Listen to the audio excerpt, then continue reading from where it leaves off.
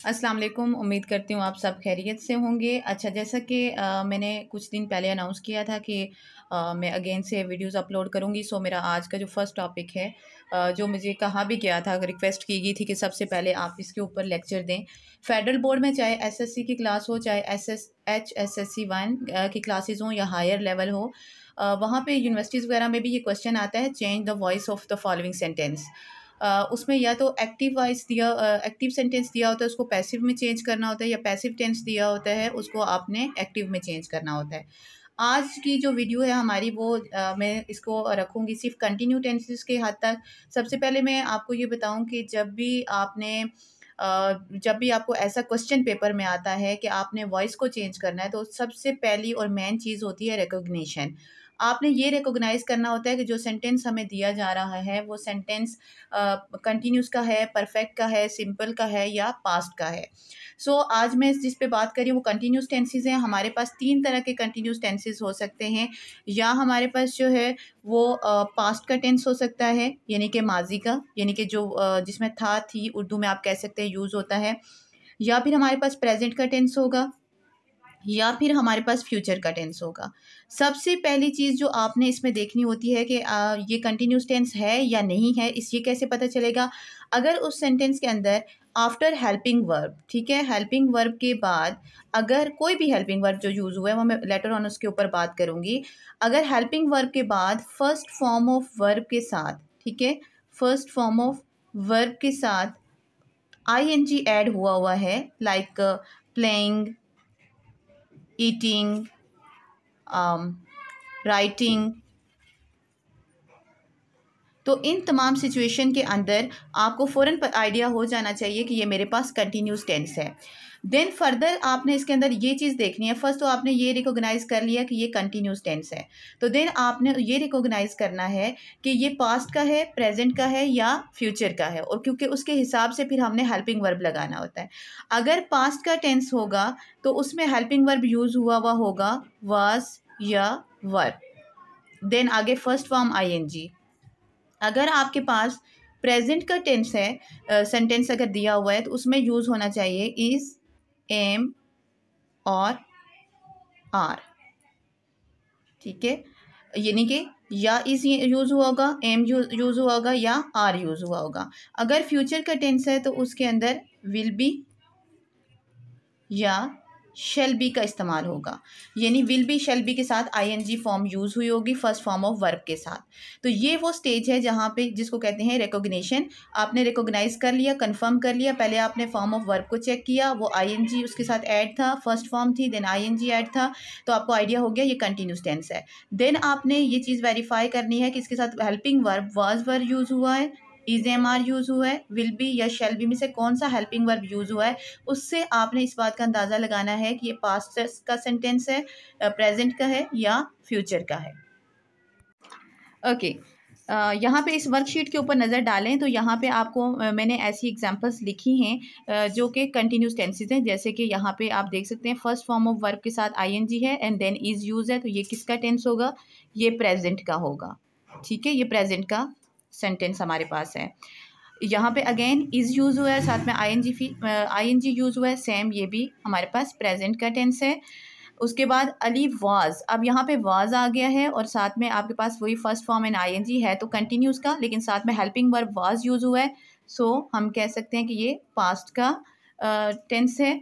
Then again is है, is helping verb use हो रहा है, आईएनजी फॉर्म वर्ब और आईएनजी की फॉर्म उसके साथ ऐड हुई है, देन इज़ यूज़ हुआ है, तो ये हमारे पास प्रेजेंट। आप यहाँ देख सकते हैं वर यूज़ हुआ है, सो ये पास्ट का है। यहाँ पे इज़ बेशक स्टार्ट में है, ये इंट्रोगेटिव सेंटेंस है, इस पे भी मैं बात करूँगी, लेकिन क्योंकि इसमें इज़ यूज़ हुआ है that's why it's present tense. Were use हुआ है तो पास्ट। यहाँ पे विल भी यूज़ हुआ है तो ये फ्यूचर का जुमला है, और शेल भी यूज़ हुआ है तो ये भी फ्यूचर का सेंटेंस है।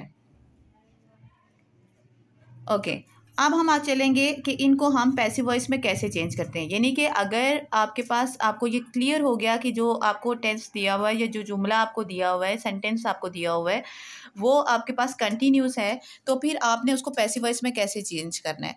पैसिव वॉइस के 3 जो है वो जनरल रूल होते हैं जो हर जगह अप्लाई होते हैं। उसमें सबसे पहले ये होता है कि सेंटेंस में जो होता है वो सब्जेक्ट चेंज हो जाता है ऑब्जेक्ट में, and vice versa. Vice versa means कि आपका ऑब्जेक्ट स्टार्ट में आ जाता है और सब्जेक्ट एंड पे चला जाता है। सेकंड चीज़ आपके पास जो होती है वो आपने हेल्पिंग वर्ब यूज़ करना होता है, और वो चीज़ यहाँ पे मैं आपको क्लियर कर दूं कि हेल्पिंग वर्ब जब हम यूज़ करते हैं तो अगर पास्ट का जुमला है तो पास्ट में से ही हेल्पिंग वर्ब यूज़ होगा। ठीक है, अगर आपके वाज आपने पहले अगर टेंसेस सीखे हुए हैं, डेफिनेटली मैट्रिक लेवल तक तो इतना आ जाता है। अगर नहीं आता तो मुझे आपने कमेंट सेक्शन में बता देना है, then I will tell you and make a separate video on this के वाज कहाँ यूज़ होता है, वर्ब कहाँ यूज़ होता है। तो आपने अगर आपके पास सेंटेंस पहले से पास्ट का है तो पास्ट में से ही आपने हेल्पिंग वर्ब चूज़ करना है। अगर प्रेजेंट का जुमला है तो प्रेजेंट के हेल्पिंग वर्ब में से आपने कोई एक हेल्पिंग वर्ब चूज़ करना है। और अगर फ्यूचर का आपके पास जुमला था तो उसमें से फ्यूचर का हेल्पिंग वर्ब आप विल बी या shall be according to the rule आपने उसके अंदर अप्लाई करना है। देन फर्दर आपने हेल्पिंग वर्ब यूज़ कर लिया। हेल्पिंग वर्ब के बाद हम एक वर्ड इस कंटिन्यूस टेंसेस के अंदर पैसिव वॉइस में यूज़ करते हैं, बीइंग। आपने बीइंग को ऐड कर देना है आफ्टर हेल्पिंग वर्ब। ठीक है, like is being, was being, were being, इस तरह से आपने इसको यूज़ करना है। देन बीइंग यूज़ करने के बाद आपने जो आपके पास फर्स्ट फॉर्म प्लस आईएनजी दिया होता है कंटिन्यूस टेंस के अंदर, आपने उसको थर्ड फॉर्म ऑफ वर्ब के अंदर चेंज करना है। ठीक है, थर्ड फॉर्म ऑफ वर्ब, यानी प्लेइंग है तो उससे आपने प्लेड कर देना है, राइट है राइटिंग है तो आपने उसको रिटर्न कर देना है ये। देन थर्ड फॉर्म के बाद आपने यूज़ करना है बाय। बाय का वर्ड यूज़ करके आपने लास्ट पे यहाँ पे और जो सब्जेक्ट था उसको आपने ऑब्जेक्ट में कन्वर्ट करके लिख देना है। और कैसे, उसका मैं एक चीज़ बता दूँ, यानी कि अगर सब्जेक्ट ही था तो आपने उसको हिम में चेंज कर देना है, अगर शी था तो आपने उसको हर में चेंज कर देना है, वही अगर होगा प्रोनाउन तो हम उसको अस में चेंज करेंगे। अगर दे हमारे पास यूज़ हुआ हुआ था सेंटेंस के अंदर तो हम उसको दैम में चेंज करेंगे। सिमिलरली अगर किसी का नाम था तो नेम सेम रहता है, नेम को आप चेंज नहीं करते। इसी तरह से जो हमारे पास कुछ और कॉमन नेम जैसे टीचर, प्रिंसिपल, चिल्ड्रन, आपने उनको भी चेंज नहीं करना। अगर चाइल्ड है तो उसको एंड पे भी आपने एज अ चाइल्ड ही यूज़ करना है। अगर आई था आप उसको मी में चेंज कर देंगे, और अगर यू है तो वो यू में ही रहेगा, वो कन्वर्ट नहीं होगा। This is the rules. और one the most important thing is कि अगर कोई सेंटेंस फ्यूचर का है तो उसको पैसिव वॉइस में चेंज नहीं किया जा सकता, उस पर पैसिव वॉइस के रूल एप्लीकेबल नहीं होते। यानी अगर किसी सेंटेंस के अंदर will be, shall be, first form of verb and ING use हुआ है तो आप उसको पैसिव वॉइस में चेंज नहीं कर सकते। आपने जस्ट वहाँ लिखना होता है नॉट एप्लीकेबल। सो या इम्पॉसिबल आप लिख सकते हैं, क्योंकि ये रूल है इंग्लिश लैंग्वेज का कि आप जो है वो फ्यूचर कंटिन्यूस टेंस को आप पैसिव वॉइस में चेंज नहीं कर सकते। ओके, अब इस वर्कशीट पे नज़र डालते हैं और वन बाय वन मैं आपको बताती हूँ कि आपने इन रूल्स को माइंड में रखना है। और इसी सीक्वेंस के साथ पहले हम सब्जेक्ट को ऑब्जेक्ट और ऑब्जेक्ट को सब्जेक्ट, यानी सबसे पहले हमने ऑब्जेक्ट को देखना है और ऑब्जेक्ट से हमने उसको सब्जेक्ट में चेंज करना है। देन हम उसमें हेल्पिंग वर्ब यूज़ करेंगे, फिर बीइंग यूज़ करेंगे, third form of verb use करेंगे बाय, एंड देन लास्ट पे हम अकॉर्डिंग टू रूल सब्जेक्ट को ऑब्जेक्ट में चेंज करेंगे। सो ये है हमारे पास सब्जेक्ट और ये है हमारे पास ऑब्जेक्ट। सो जैसे कि पहला रूल था कि आपने ऑब्जेक्ट को सब्जेक्ट की जगह लेके आना है, तो मैं लिखूंगी द डिनर। देन आप देख सकते हैं हमने ऑब्जेक्ट को ले आए स्टार्ट में, देन हमने हेल्पिंग वर्ब यूज़ करना है, हेल्पिंग वर्ब। सो क्योंकि ये हमारे पास प्रेजेंट का टेंस है तो प्रेजेंट के 3 हमारे पास ऑप्शन है, या हम इज़ यूज़ करें, या हम एम यूज़ करें, या फिर हम आर यूज़ करें। तो क्योंकि डिनर सिंगुलर है सो हम इसके साथ भी इज़ को यूज़ करेंगे। The dinner is being. अब फर्स्ट फॉर्म को हमने थर्ड फॉर्म ऑफ वर्ब में चेंज करना है, cooked. And as I told you कि आपने थर्ड फॉर्म के बाद बाय का वर्ड यूज़ करना है, कुक्ड बाय। और ही, जैसे मैं पहले रूल में बता चुकी हूँ कि ही को हम हिम में चेंज करेंगे। ठीक है, ये एक्टिव सेंटेंस था, अब ये पैसिव वॉइस में चेंज हो चुका है। He is cooking the dinner is being cooked by him. अगले सेंटेंस पे जाते हैं। Mother is ringing the cloth. ये वर्ड शायद आप लोगों के लिए नया हो। रिंगिंग का मतलब होता है निचोड़ना। धोने के बाद जब हम उसको स्क्यूज़ करते हैं कि उसके अंदर से पानी निकल जाए, तो दैट इज़ कॉल्ड रिंगिंग। सो जब हम इसको पैसिव वॉइस में चेंज करेंगे, अगेन ऑब्जेक्ट को स्टार्ट में लेके आएंगे। द क्लॉथ्स, अब क्लॉथ्स ज़्यादा हैं तो ऑप्शन हमारे पास 3 है, इज़, एम, आर, तो हम क्या यूज़ करेंगे, आर। द क्लॉथ्स आर के फ़ौरन बाद हम बीइंग का वर्ड यूज़ करेंगे। The clothes are being, ring की थर्ड फॉर्म यूज़ करेंगे हम रंग। थर्ड फॉर्म के बाद हमने बाय का इस्तेमाल करना है। रंग बाय, कौन रंग कर रहा है, mother. Next, Ali was fixing the bicycle. अब यहाँ पे ऑब्जेक्ट बाईसाइकिल है, द बाईसाइकिल। अब यहाँ पे वाज है तो इट मीन्स ये पास्ट है, जैसे हमने पहले लिखा था, इसमें 2 ही ऑप्शन है, या हम वाज यूज़ कर सकते हैं या फिर हम वर यूज़ कर सकते हैं। सो अब बाईसाइकिल एक है तो हम इसके साथ डेफिनेटली वाज यूज़ करेंगे। The bicycle was being fixed, third form, by Ali. Next, Ayesha is clicking the selfie, here selfie, selfie. अब सेल्फी सिंगुलर है सो इजी यूज़ करेंगे, is being clicked by Ayesha. Okay, next यहाँ पे आप देख सकते हैं ये पास्ट है, वर है, सो सारे रूल वही रहेंगे, लेकिन सिर्फ ये कि इसकी जगह हम वाज या वर हेल्पिंग वर्ब को देखेंगे कि इसमें से वाज यूज़ कर सकते हैं या वर यूज़ कर सकते हैं।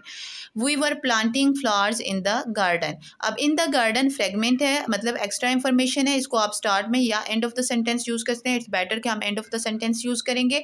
और यहाँ पे ऑब्जेक्ट हमारे पास फ्लावर्स हैं। अब फ्लावर्स ज़्यादा हैं सो दैट्स वाई हम यहाँ पे वर ही यूज़ करेंगे। Flowers were being planted by, we किस में कन्वर्ट हो जाएगा, us। और आगे in the garden जो फ्रेगमेंट है वो हम इसी तरह यूज़ करेंगे।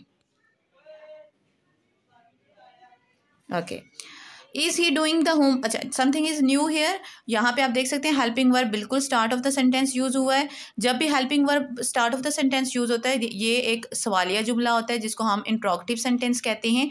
तो इसका पैसिव वॉइस भी इंट्रोगेटिव ही होता है, यानी कि आपने इसको इसी तरह से सीक्वेंस को रखना है कि आपने हेल्पिंग वर्ब को स्टार्ट में रखना है। अब इज है, ही डूइंग हीज होमवर्क। अब होमवर्क यहाँ पे ऑब्जेक्ट है या हीज होमवर्क, सो हम देखेंगे हीज होमवर्क के साथ हम क्या यूज़ कर सकते हैं, इज़ यूज़ कर सकते हैं, आर या एम क्या यूज़ करेंगे। तो डेफिनेटली होमवर्क के साथ हम इज़ यूज़ करेंगे। तो हम इसलिए इसको हम स्टार्ट में ही रहने देंगे, is his homework being, do से डन, बाय, ही को हम कन्वर्ट कर देंगे हिम के अंदर, और ये हो गया क्वेश्चन। अगर यहाँ पे होमवर्क की जगह कोई और चीज़ होती जिसमें हम आर यूज़ होते तो हम आर को स्टार्ट में लेकर आते। इसी तरह से अगर आई होता तो हम एम को स्टार्ट में लेकर आते। Were you not opening the door, ठीक है। अब ये नेगेटिव सेंटेंस भी है और साथ में इंट्रोगेटिव भी है। नेगेटिव इसलिए कि इसमें नहीं का इस्तेमाल हुआ है, और क्योंकि हेल्पिंग वर्ब स्टार्ट में है तो ये इंट्रोगेटिव सेंटेंस भी है। सो अब यहाँ पे हमारे पास मेन चीज़ हमने जो सबसे पहले देखनी होती है वो होती है ऑब्जेक्ट। तो यहाँ पे ऑब्जेक्ट डोर्स हैं, तो हम यहाँ पे इसको सबसे पहले हेल्पिंग वर्ब द डोर्स ऐसे लिखेंगे, और द डोर्स क्योंकि ज़्यादा है तो इसके साथ हेल्पिंग वर्ब वर ही यूज़ होगा, तो उसको स्टार्ट में ही रखेंगे। Were the doors not being opened by you, तो यू कन्वर्ट नहीं होता, जैसे मैंने पहले स्टार्ट ऑफ द वीडियो बताया था कि यू को हम यू में ही रखते हैं, और क्योंकि ये क्वेश्चन है तो यहाँ पे क्वेश्चन मार्क आएगा। Okay, next last 2 question. This is the thing जिसके बारे में मैंने पहले आपको हिंट दी या पहले बात की कि यहाँ पे विल बी का इस्तेमाल हुआ है, ये फ्यूचर टेंस है, और साथ में आईएनजी फॉर्म है आपके पास, फॉर्म ऑफ वर्ब के साथ आईएनजी ऐड हुआ है। सो ये यहाँ पे आप इसको पैसिव वॉइस में कन्वर्ट नहीं कर सकते क्योंकि ये फ्यूचर का टेंस है। और यहाँ पे आप सिंपल लिखते हैं not applicable, rules are not applicable, कुछ भी लिख सकते हैं, या not can not be change, कुछ भी लिखा जा सकता है। और यहाँ पे ये वाला सेंटेंस तो लास्ट टाइम जो है वो फेडरल बोर्ड में आ भी चुका है बच्चों के पास। ये वाला सेंटेंस उन्होंने दिया था और कहा था इसको पैसिव वॉइस में चेंज करें, I shall be ringing the bell, और बच्चे इसको चेंज कर रहे थे द बेल शैल, और जैसे भी उन्होंने रूल अप्लाई किया पास या प्रेजेंट के अंदर वो इस पर अप्लाई करे थे। हालांकि ये सेंटेंस भी जो है वो कैन नॉट बी चेंज्ड। क्यों?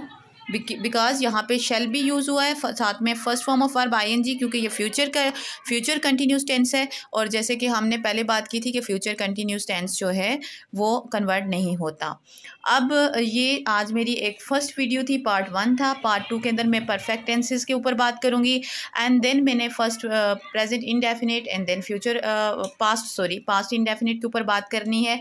सो 1 बाय 1 आप जो है वो हमारी वीडियोस देख सकते हैं। और अगर आपने कुछ सीखा और आपको हमारा मेथड अच्छा लगा तो कमेंट में ज़रूर बताइएगा, और आपका जो रिस्पांस होगा वो मुझे बताएगा कि मुझे फ़र्दर ऐसी वीडियोस बनानी चाहिए या नहीं बनानी चाहिए। तो स्टे ट्यून्ड, चैनल को सब्सक्राइब ज़रूर कीजिएगा। Thank you so much.